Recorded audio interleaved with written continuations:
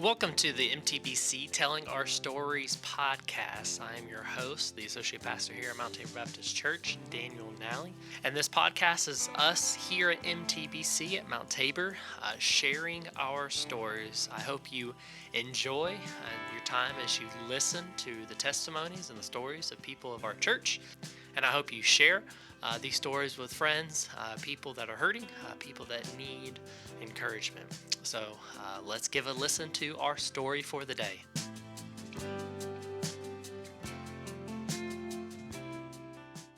Welcome back to another MTBC Telling Our Stories. Everybody gets thrown off when I do the clap. You don't see it in the video, but it's okay. Today we're sitting down with Miss Lisa Anderson. She is the wife of Tab Anderson, one of our deacons in this rotation, or part of our deacon board. Lisa, I appreciate you coming and sitting down. She literally said before that she's not looking forward to this, but it's all good. You're not the first, and you won't be the last that says that. But I appreciate you taking time and coming in and sitting down and sharing your story. Before we really dive into what Jesus has done in your life, I'd like the people to kind of know who you are, things you enjoy, hobbies, family, anything like that. Okay. Thank you for having me. I am, of course, Lisa Anderson. Grew up in Anderson. Went to New Prospect Church. Was born into that church and started dating Tab. In fact, right before I came, we started talking about. He's like, "How many years have we been married?" And I thought, I'm gonna have to tell him all these things. You're going to have cue cards in the back. Right. I said, well, in June it'll be 39 years. And then we dated for about 5 years. So, Okay. Been together a long time. And we have 2 children, Ashla and her husband, Ivy, and grandsons, James and John, live in Greenwood. And then our son, Bry, and his wife, Katie, and son, Henry, live in Liberty. And they are members here at Mount Tabor. Mm-hmm. So just grew up in Anderson. Then worked at Tri-County Tech. I worked at Tri-County for 32 years and retired in 2018. Did you work at the Clemson, Pendleton location? Yeah. Mm-hmm. Okay. So retired in 2018, which was great. Mm-hmm. Loving retirement. There you go, yeah. So it's been fun watching the grandkids grow up, and I was about to say that's really what retirement's probably been. Yeah. It's just great. And traveling. Oh yeah. We do some traveling and bought a camper, so we go camping a lot. That's our detox is to go camping, get away from things and all. And so Tab and I do that quite often. So that's awesome. But hobbies. I've been thinking about hobbies. I mean, I like to do a lot of things, but I guess camping and spending time with my grandkids is the biggest thing in my life now. I usually have my grandkids maybe one day a week and spend time with them and like to take them camping. So, I enjoy camping life. Yeah. So, but between the kids and the grandkids, we stay really busy. Yeah. Hey, I tell you what, they will remember those times going camping with y'all. I mean, that's what my grandparents did the same thing. We would go camping in the camper and help Granddaddy set up. I'm sure that the boys, well, as they get older, they'll help old Bobo get the camper set up and everything. So those are sweet memories. That's for sure. They really are. And this past summer, we took John and Henry, the 2 oldest.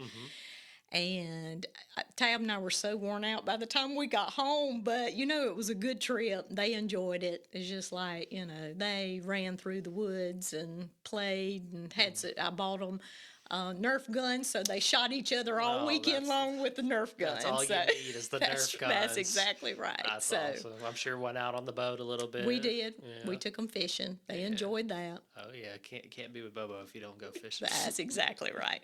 That's awesome. Well, fun times. Good times with family for sure. Yes. So thinking in your life and thinking back on it, would you mind sharing your story of how you came to know Jesus? Sure. I was in the fourth grade at New Prospect Baptist Church and had several leaders that for GAs. It was in GA. Went to GA camp. Mm, So just kind of started tugging at my heart, that there was something I was missing, and so the GA leaders just played such an integral part of that over the years and all, and so after we got back from GA camp, then of course we was back in GAs on Wednesday night, and it just, I guess it was about a month. It took about a month, and mm-hmm, so I finally, spoke to my mom and dad, and they took me to talk to the pastor, and mm-hmm, so had a great conversation. I said, "Oh yeah, that's the life I want. mm-hmm. Sure, that's the life." So, really special time, and those leaders that I had during my elementary age also moved up with us. It was like a core group at New Prospect, and they ended up being our sponsors during youth time. Really? They Okay. did, and so just we traveled a lot with that group. Mm-hmm. So it was a really good time, and they were just such faithful servants to God. It was just, and it was good to see that, and you Yeah. just saw it. Every time you were with them, you saw it. So it's like that's how I want to be. Yeah, that's awesome. So I've never thought about that of staying or teachers or leaders staying from kids all the way through the youth because we kind of you don't divide. really do that. Yeah, Yeah. that's not really, but that group of sponsors, and I think all of them have passed at this point, but yeah, the ladies I had as my GAs, and then when I moved into Act Teens as I became a teenager, and Mm-hmm. then as we moved into the youth department and all. So it was really good, and they were a good group of, we called them sponsors back then for Mm-hmm. our youth leaders and all. So Yeah. yeah, so it was a good time. Yeah, and they're incredibly impactful Oh in your yeah, life. oh yeah, I always wonder, when people like that they get to heaven, I wonder if Jesus, he gives them a little bit more praise than he the says pastors. job well done. Yeah, because those are the unsung heroes of church, Exactly, really and truly. exactly, You're giving your story about that they transformed your life.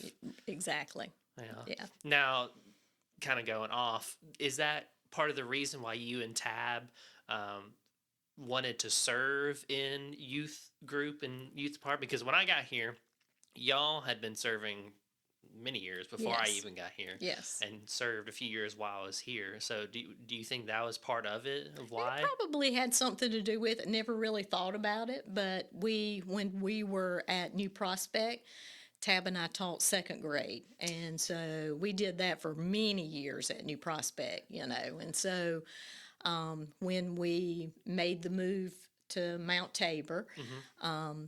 it was just like it was something that we should do. I mean, we've always had such a good time with the kids, Hmm. and the youth. I Hmm. mean, we enjoyed being in the youth department. So that was a really good time, Yeah. spending time with them. Yeah, that's awesome. I never knew y'all taught second We taught grade. second grade for many years, and now to see those kids, we've run across some of them that we hadn't seen in many many years, and it's like, Tab, we had them in second grade, Yeah. they're married now and having Hmm. kids. So, but it is good to see them. Yeah. Yeah, I'm sure that's encouraging too. Oh yeah. You pour into kids at that age and everything, and you have no idea what's going to happen. Exactly. Yeah. And same way with the youth when we first started here. I mean, they're having babies of their own now, So, Yeah. but it's a good season and a good thing to see how they grow and mature. Yeah. Yeah. Yeah, that's awesome. So looking through your life, saved at a young age, and talking about you and Tab serving, throughout your time walking with Jesus, have there been moments in your life that you feel like, man, he was there with us during this? Oh, certainly. And several things that come to mind. I guess one of the first things was Bri was playing baseball at Pendleton High School. and just out of the blue, he had a knot to come up on one of his legs. And so, we took him to the pediatrician. Pediatrician sent us to an ortho doctor. And so I think it was at the point that we went to the ortho doctor, that I really was terrified, because he said, "I'm going to send you to a pediatric oncologist." And so, just, I didn't want to scare him, but just a really scary time. And so, Tab and I were just, how Tab and I fall apart. And so it's like, well, so we took him to the oncologist, and I'll never forget this as long as I live. Walked in. It was a doctor that had he had cowboy boots on, big cowboy belt with the, and so we just laughed when he walked in, and he came in. He said they had made X-rays and all before he came in to see us, and he said, "You're good. There's nothing there." And at first, it stunned me. It was like, really? He says, "There is nothing there." And so that's one of those moments. It's like, but God, it's like, I know, Tab and I talk about it. It's like, he was completely healed. There was absolutely nothing. And it was a fairly good sized knot on his leg. So, they kept telling us it was probably a hematoma, or it could be a cyst, those kind of things. But, we went to the oncologist that one time, and he's like, "You're good to go. There's nothing there." So that's wild. and it just, and me, one of my downfalls is always trying to be the fixer of things. I want to take care of things myself, and I think that's one of those times when God said, "Let me take care of it. Let me be the one to take care of the situation." So, and I have a hard time with that. So it's just, I feel like I need to fix everything. But but it was just one of those times that it was just, as we've grown and gotten older, it's like you look back on that, and it's like, God had his hand in that the whole time. That was something that that he, was definitely in his hands. We had no control over anything, but the circumstance was great, and it's like, but God, you know. Yeah, even in the midst of y'all being, afraid of what was about to be told to y'all, or Sure. And I'm sure that, for now being a parent now is like, you're imagining the worst, like Exactly. we're going to be going to hospitals, things like that, but then doctor with the belt buckle and some cowboy shoes. Yeah, coming I in. just thought a cowboy just walked in the room, you know. But he was a very nice man, and he was like, "Oh yeah, you're good to go. There's nothing there." So That's awesome. But and then I think too, for me, that's been a hard thing is losing my parents. To me, early in life, for me, it's been about 10 years now. And my mother, and watching my mother, my dad passed away first, and he was the caregiver, and so we didn't realize how bad my mom was with dementia. And so when my dad passed away, and trying to navigate a new normal for us and all, we realized that my mom was really in bad shape. So we had to I was still working, my sister was still working full time, so we couldn't take care of her, and we knew she needed somebody. So we moved her to the Garden House in Anderson. And she was there a few years, and then the dementia just took over, and she passed, I think, 2.5 years after my dad. So that was a hard time, just watching somebody you love that, you go to visit, they don't know who you are. That's a killer. That is an absolute killer. And so now a lot of my friends are going through, these times now, and it just, I listened to them talk, and I was like, oh yeah, I remember that, But, they both of them, they had a good life, and, was always very faithful to me and very good to me. And so, Well, they really set you up on a path to Jesus. I mean, you said that you grew up in church, grew up in oh New yeah, Prospect. You went yeah, on Wednesday nights, so they made sure that you would hear the gospel. that's right. Yeah, So I think that's a big thing, and I think it is um, encouraging that.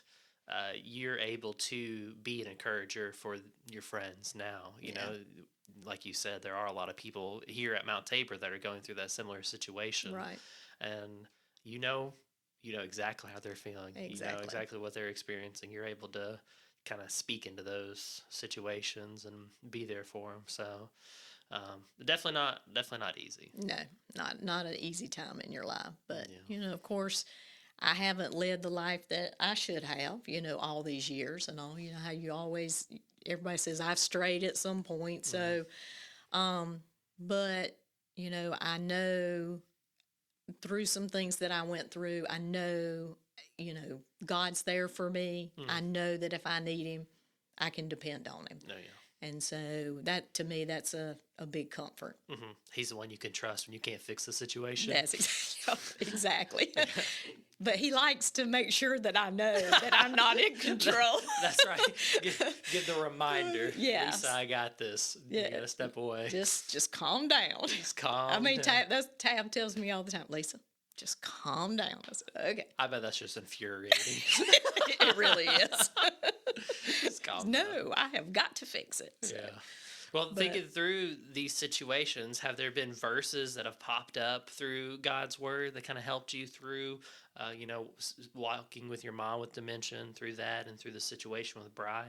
Yes, I have some verses that have really meant something to me over the years. And the first one is Psalm 46:1. God is our refuge and strength, a very present help in trouble. And so this verse was given to me by a lady that I got to know at the garden house when I would go visit my mom. And so That's powerful. that was been a really strong one for me.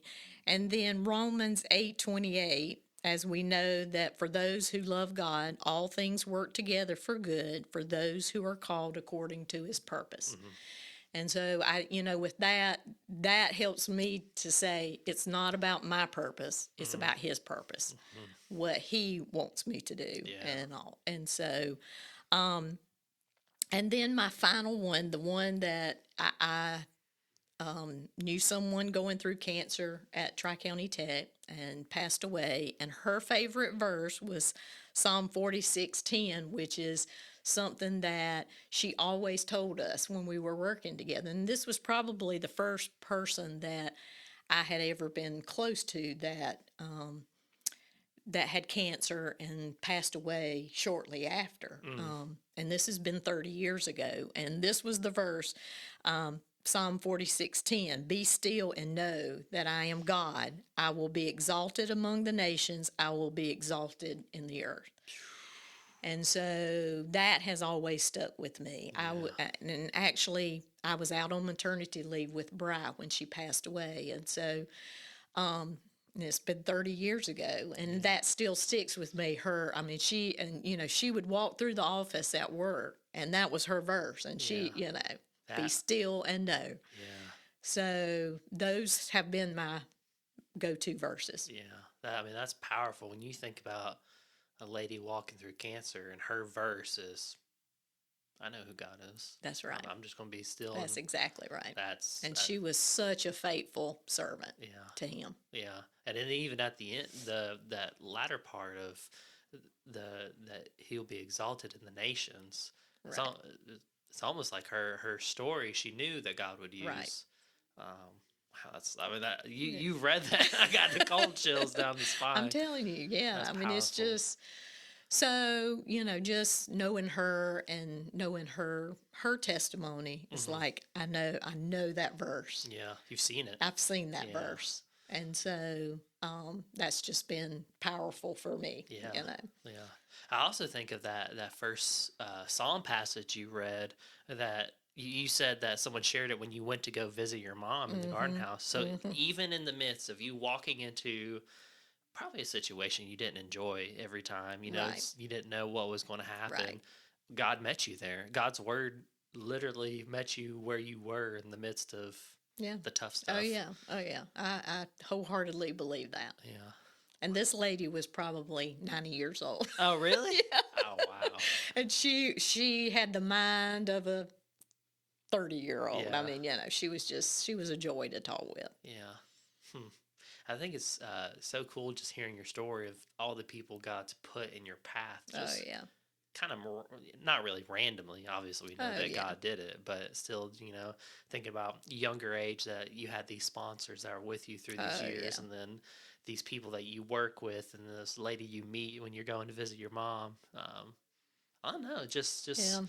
And had a wonderful husband too yeah, to help in these situations as well. yeah, Couldn't have done it without him as well. yeah. Hmm. Oh, Tab. Yeah. Oh, Bobo. Oh, Bobo. That's awesome. That's, I mean, very powerful verses to hold on to. Um, yeah. Any other thing else that you would like to share? That maybe someone's sitting here and they're listening to your story. What is one thing you want them to hear from your story? One thing to hear from my story is that God is always present. Mm, He is always with us, and there's nothing too big that He can't take care of. mm, And so it's just, sometimes we feel, we want something to happen that moment. And that's another part of my story too is I'm a I want instant, mm-hmm. but we have to be still and know that in Yeah. God's timing things will work out. Yeah. Well, So, that's a big thing. I think that a lot of people listening would be nodding their head right now, saying, "Yeah, I'm there too. I need to just sit Right. and know that the Lord's working." That's a good word right there, Lisa. thank you. Well, I appreciate you sitting down and sharing your story with us and taking time out of your day.